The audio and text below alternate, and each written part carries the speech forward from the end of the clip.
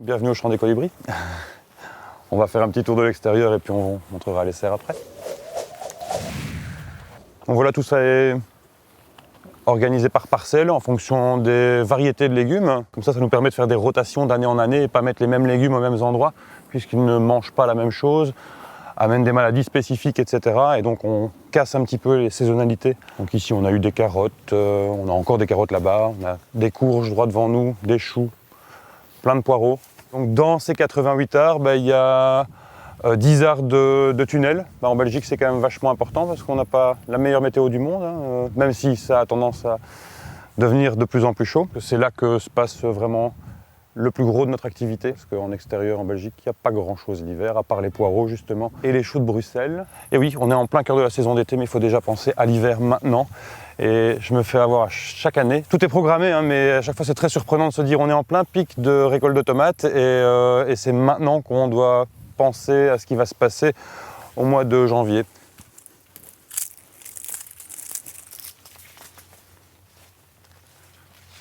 Bon, ici, on est dans la tomate rouge, mais on fait plein de tomates différentes.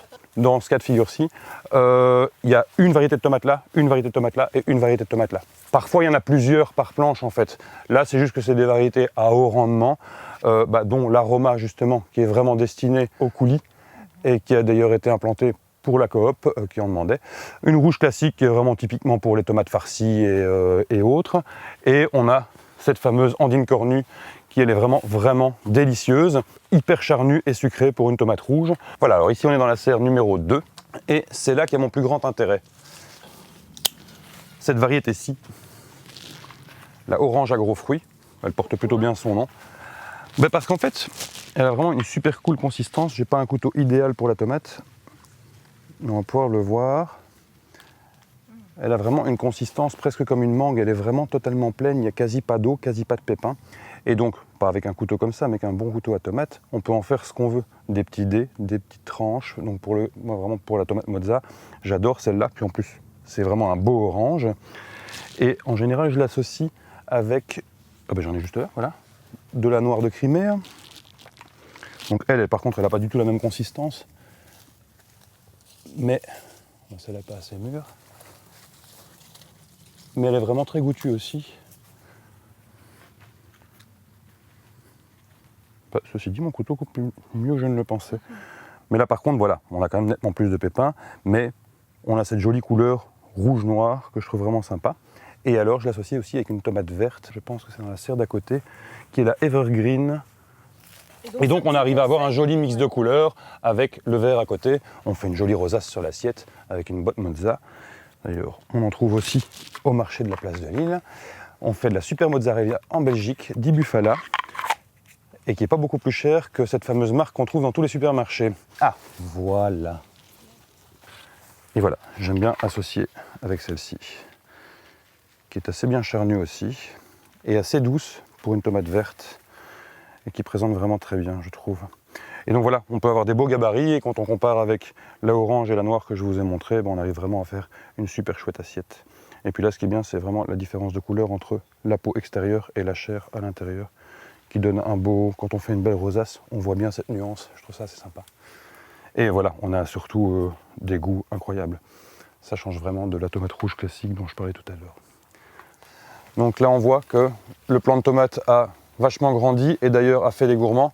Et donc il devrait être beaucoup mieux attaché, comme cela, autour du fil. Voilà, ah oui, et là il y a du boulot parce qu'il y en a 900 des plants de tomates.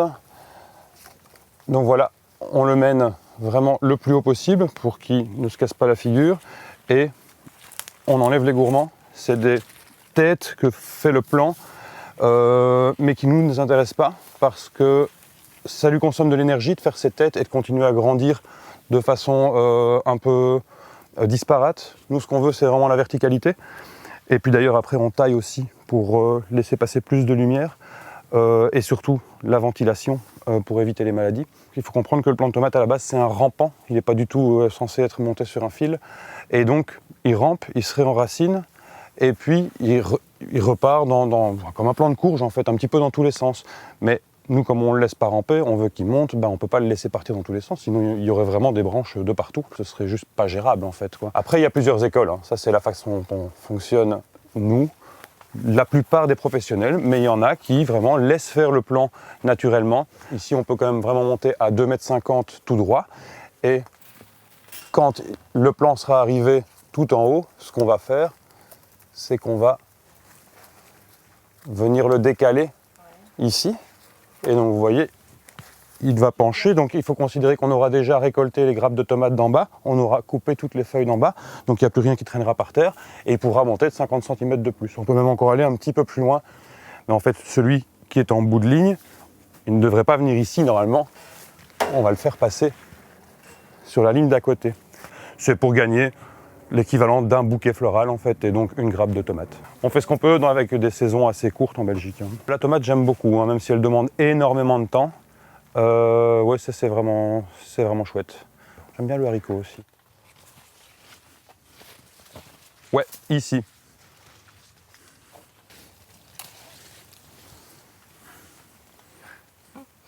Ouais, ça doit faire un bon kilo, je crois. Mais je crois que j'en ai eu des plus grosses. Mais il y en a sûrement des plus grosses, parce que là je voulais prendre une mûre quand même, autant qu'elle serve à quelque chose. Mais ouais, je crois qu'il y a des plus gros volumes. Mais le record que j'ai eu cette année, 1,2 kg. Mais c'est pas vraiment pratique d'utilisation en fait. Mais je savais pas que ça ferait des fruits aussi gros, hein. Mais ça amuse des gens, donc il y a des gens qui, voilà, disent ça va amuser mes enfants, on en fera bien quelque chose, je sais pas, j'ai pas encore les retours sur ce qu'ils font, mais ça leur plaît. Voilà, moi j'avoue que je trouve que c'est un petit peu trop gros, mais j'en ai pas mis tant que ça, hein. Voilà, on leur trouvera bien l'utilité. On fait des tests. Et puis on fait c'est ça, et puis on voit si on est content, si ça a marché, et si on recommence l'année prochaine ou pas.